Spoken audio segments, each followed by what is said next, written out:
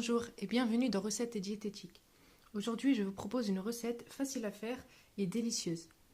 Pour cela, vous aurez besoin de 3 œufs assez moyens, un demi-verre d'huile, 50 g ou 60 g de poudre d'amande, 200 g de farine, 50 g de cacao en poudre amère, 50 ml de lait, 10 g de levure chimique et enfin 70 g de sucre en poudre. Pour commencer, on casse les œufs afin de les battre avec le sucre.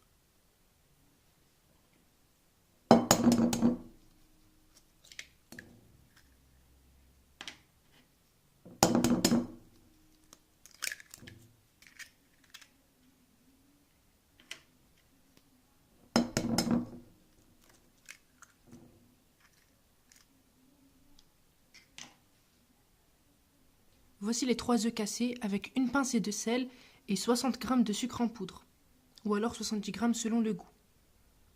Maintenant, à l'aide d'un batteur électrique, on va battre les 3 œufs jusqu'à ce que le mélange blanchisse et double de volume. Une fois les œufs et le sucre battus, on ajoute les liquides, c'est-à-dire l'huile avec le lait. Voici l'huile et maintenant le lait.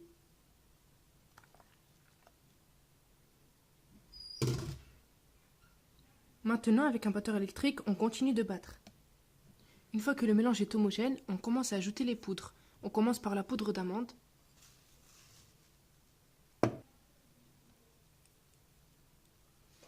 Maintenant, on poursuit directement avec la farine et le cacao en poudre. On peut tout verser directement. On commence par mélanger sans activer le batteur, afin que la farine ne s'éparpille pas partout. Comme cela.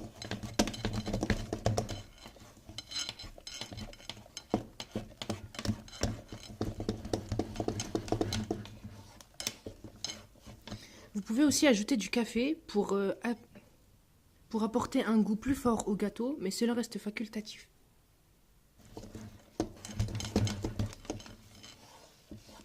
Maintenant, on peut réactiver le batteur pour avoir un mélange homogène. Voici le mélange qu'on obtient. Maintenant, juste avant de préchauffer le four à 180 degrés, et bien évidemment en préparant un moule, vous mettez du beurre ou alors du papier sulfurisé. On termine la pâte avec 10 g de levure chimique. Une fois la levure chimique ajoutée, on mélange le tout rapidement et on fait directement cuire.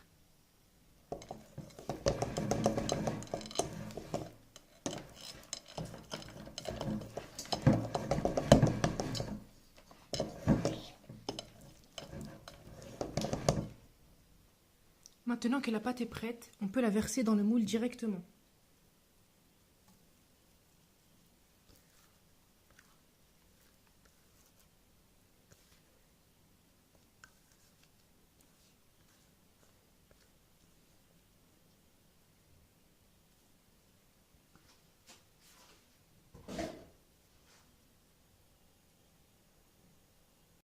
Pendant que le gâteau cuit, on peut préparer la décoration. Pour cela, on va préparer une ganache.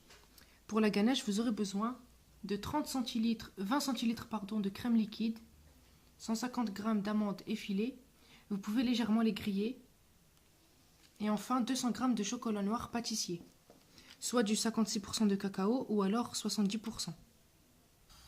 Pour commencer, on fait bouillir la crème liquide. Une fois que la crème sera à ébullition, on pourra la déposer sur le chocolat afin de le faire fondre. Voici la crème qui a atteint l'ébullition. Maintenant, je verse dessus le chocolat. Maintenant que j'ai versé le chocolat, je laisse 30 secondes sans remuer, afin qu'il fonde et qu'il forme un mélange homogène avec la crème liquide. Comme vous le voyez, le chocolat commence à fondre. Voici le gâteau à la sortie du four. 30 secondes se sont écoulées, on peut commencer à mélanger afin d'obtenir la ganache. La crème s'est bien incorporée au chocolat et il a bien fondu complètement. Maintenant, on laisse reposer le tout quelques minutes. Pour décorer le gâteau, il suffit tout simplement de verser la ganache sur le gâteau, directement avec la casserole, par exemple, en restant au milieu afin que la ganache s'éparpille seule.